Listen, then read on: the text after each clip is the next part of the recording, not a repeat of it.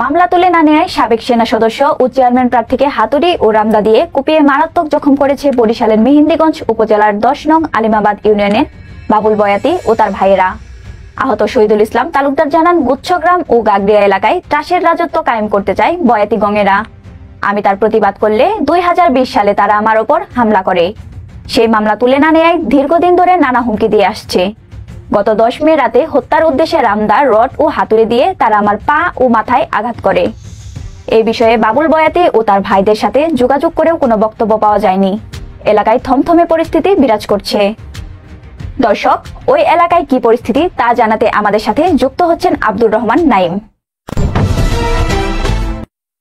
আপনাকে অনেক ধন্যবাদ। আমি এখন যে স্থানটিতে দাঁড়িয়ে আছি এটা হলো বরিশাল জেলার মেহেন্দিগঞ্জ উপজেলার আলিমাবাদ ইউনিয়ন। আমি যদি একটু বিস্তারিতভাবে বলি, মেহেন্দিগঞ্জের সীমান্তবর্তী ইউনিয়ন হলো আলিমাবাদ ইউনিয়ন, অর্থাৎ ভোলার সীমান্তে গেসা একদম বিশাল এরিয়া, একটি চর বেষ্টিত এলাকা। এখানে প্রচুর মৎস্য সম্পদ এবং প্রচুর ফসল উৎপাদন হয় এবং খাল বিলে প্রচুর মাছ উৎপাদন হয় এবং জমি জমা সীমান্ত নিয়ে অনেক এখানে ঝামেলা এবং সবসময় ঝগড়া বিবাদ লেগেই থাকে। গত ১০ তারিখ শহীদুল ইসলাম তালুকদার কে বাবুল বয়াতি এবং বাবুল বয়াতির আত্মীয় স্বজন হুমায়ুন বয়াতি, সোহেল বয়াতি এবং সাগর আরো অন্যান্য তাদের দলবল সহ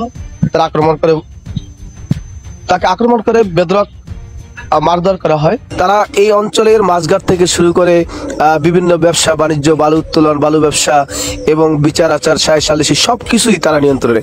ইমরান হোসেন বাপ্পি চেয়ারম্যান থাকলেও কিন্তু তার যেহেতু ওই ধরনের একটি লাঠিয়াল বাহিনী নাই, সেই কারণে এই বয়াতি এদের কাছে তিনি ব্যর্থ।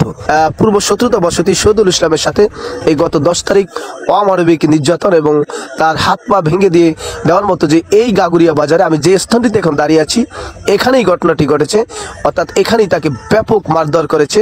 অর্থাৎ মানুষ কেউ তাকে ছাড়ানোর জন্য এগিয়েও আসেনি। বয়াতিরা, হুমায়ুন বয়াতি, সোহেল বয়াতি, সাগর এবং এই বয়াতিদের লাঠিয়াল বাহিনীরা তাকে বেধড়ক প্রহার করেছে। পরবর্তীতে তার স্ত্রী বাড়ি থেকে এসে তাকে উলঙ্গ অবস্থায় উদ্ধার করে বরিশাল শেরেবাংলা মেডিকেলে এবং পরবর্তীতে ঢাকা মেডিকেল চিকিৎসা করেছে। কিন্তু তার অবস্থা অত্যন্ত অবনতি, খারাপ অবস্থা। অর্থাৎ তার প্রতিটা পায়ের নিচে অর্থাৎ হাতুড়ি দিয়ে পিটিয়েছে বলে আমাদেরকে সেটি তিনি জানিয়েছেন এবং তিনি এখন পর্যন্ত সব মেডিকেল সার্টিফিকেটগুলো তিনি উত্তোলন করেছেন। তিনি আদালতের শরণাপন্ন হবেন, মামলা করবেন বলে আমাদেরকে জানিয়েছেন এবং শহীদুল ইসলাম এও জানিয়েছেন তিনি তার মৃত্যুর আগ পর্যন্ত, তার নাকের আগে দম থাকা পর্যন্ত এই বয়াতিদের অত্যাচার নির্যাতনের বিরুদ্ধে তিনি কথা বলেই যাবেন, তার মুখ বন্ধ করা যাবে না। আর শহীদুল ইসলামের সাথে যে ঘটনাটি ঘটেছে, শহীদুল ইসলাম একজন সেনাবাহিনীর একজন সৈনিক ছিলেন। এলাকাবাসীর সাথে কথা বলে আমরা এটাও জানতে পারছি তারও কিছু হুট মেজাজ এবং মাথা গরম করার আচরণে ক্ষিপ্ত ছিল। বয়াতিদের বংশগত নিয়ে, তাদের বাবা মা নিয়ে সবসময় তিনি গালিগালাজে করত এবং একজন ইউপি সদস্যের সাথে আমরা সাবেক কথা বলে জেনেছি যেদিন ঘটনাটি ঘটছে শহীদুলের সাথে বয়াতিরা তাকে হাত পা ভেঙে দিয়েছে, সেদিন মাগরিবের আগ থেকেই বয়াতিদেরকে গোষ্ঠী জ্ঞাতি উঠে এই শহীদুল ইসলাম গালিগালাজ করেছিল। কিন্তু এটি বয়াতিরা সহ্য করতে পারছিল না, তাকে বারণ করার চেষ্টা করছিল অনেকেই, কিন্তু শহীদুল ইসলাম সেটা শুনতে চাচ্ছেন না। তাদেরকে ভূমিদস্যু, জলদস্যু, দর্শনকারী এ বলেই তিনি বেড়ানে। আমরা জনাব শহীদুল ইসলাম তালুকদারের সাথে কথা বলেছি, সাক্ষাৎকার নিয়েছি, কিন্তু আমরা বয়াতি গ্রুপের সাথে একাধিকবার কথা বলার চেষ্টা করেছিলাম এবং সোহেল বয়াতি এবং হুমায়ুন বয়াতি, বাবুল বয়াতির সাথে তাদের কথা হয়েছিল। তারা বিকালবেলা এই বাজারে, অর্থাৎ এটা হলো গাগুরিয়া বাজার, গুচ্ছগ্রামের এই বাজারে তারা কথা বলবে। দর্শক, আপনারা জানেন এই বাজারটি কিন্তু বয়াতিদের আন্ডারে নিয়ন্ত্রিত। অর্থাৎ প্রতিটা মানুষ, প্রতিটা দোকানপাট, প্রতিটা এখানে যারা আছে বয়াতিদের বিরুদ্ধে কেউ কথা, অর্থাৎ এই ঘটনার সত্যতা আমরা অনেক চেষ্টা করছি এখানে প্রায় ঘন্টাখানেক ধরে এসে। অর্থাৎ এইটা হলো মাছ বাজার, আমি ঠিক যেখানে দাঁড়িয়েছি এটা হলো মাছ বাজারের চিত্র। অর্থাৎ এই বাজারের গলিতে শহীদুল ইসলাম তালুকদারকে পিটিয়েছিল বয়াতি গ্রুপ যারা, তাদের দলবল। কিন্তু আমরা চেষ্টা করছিলাম স্থানটা নির্ধারণ করার জন্য কোন জায়গায় শহীদুল ইসলামকে মারছে, কিন্তু তাও একটা মানুষও মুখ খুলতে রাজি নেই। ভাই জানেন কোন জায়গায় মারছে? না ভাই জানেন? কোন জায়গায়, কোন স্থানে?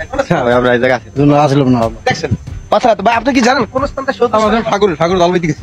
আচ্ছা, কোন স্থানটা মারছে? আমি আলসাইতে গেছি। এই বাজারে জানি না। দেখতে পাচ্ছেন মানে শতদা, অর্থাৎ কোন স্থানটা মারছে সেই স্থানটা মানুষ হয়তো বা ভয় এবং আতঙ্কে বলতে চাচ্ছে না। বয়াতিদের এত প্রভাব, এত আতঙ্ক, আমরা জাস্ট চাচ্ছিলাম শহীদুল ইসলামের সাথে কি ওই দিন ঘটেছিল তাদের বক্তব্য নেওয়ার জন্য। বাবুল বয়াতির সাথে আমরা একাধিকবার যোগাযোগ করেছিলাম, যখন আমরা এখানে আসছি সকালে তখনও তার সাথে যোগাযোগ করে আসছিলাম। সোহেল বয়াতির সাথে যোগাযোগ করেছিলাম সকাল অর্থাৎ দুপুর 11:30টার সময়, যখন আমরা এই বাজারে গাগুরিয়া বাজারে আসছিলাম। সোহেল বয়াতি সহ তাদের আরো 4টা মোটরসাইকেল আমাদেরকে সুইচ গেট, আমরা শ্রীপুর গেছিলাম, সুইচ গেটে দিয়ে আসছিল। তখন বলছে ভাই আপনারা আসেন, আমাদের লোকজন থাকবে, সকলে আমরা কথা বলবো এই বাজারে। কিন্তু সোহেল বয়াতিকে আমরা একাধিকবার অর্থাৎ প্রায় 20 বার ফোন দিছি, ফোনে সোহেল বয়াতি ফোন ধরে না। বাবুল বয়াতি সহ সকলের ফোনই এখন বন্ধ করে দিয়েছে। আসলে এরা কোনো রাজনৈতিক দলেরই কর্মী নয়, তারা একসময় বিএনপি, কখনো জাতীয় পার্টি, কখনো আওয়ামী লীগ, জামাত, বিভিন্ন দলে বিভক্ত হয়ে যখন যেই দল ক্ষমতায় আসে তাদের আশ্রয় প্রশ্রয় নিয়ে এই অঞ্চলে বিভিন্ন সন্ত্রাসী কর্মকাণ্ড পরিচালনা করেন। এই জন্যই বর্তমান এমপি পঙ্কজ নাথ এবং ডক্টর শামী আহমেদের দৃষ্টি আকর্ষণ করছি, তাদেরকে প্রশ্রয় না দিয়ে এই আলিমাবাদ ইউনিয়নের একটি শান্তিপূর্ণ বসবাসযোগ্য স্থল তৈরি করার জন্য আমরা সংবাদকর্মী হিসেবে বিনীত অনুরোধ করছি। আব্দুর রহমান নাইম, গাগুরিয়া বাজার, আলিমাবাদ। নাইম, আপনাকে ধন্যবাদ।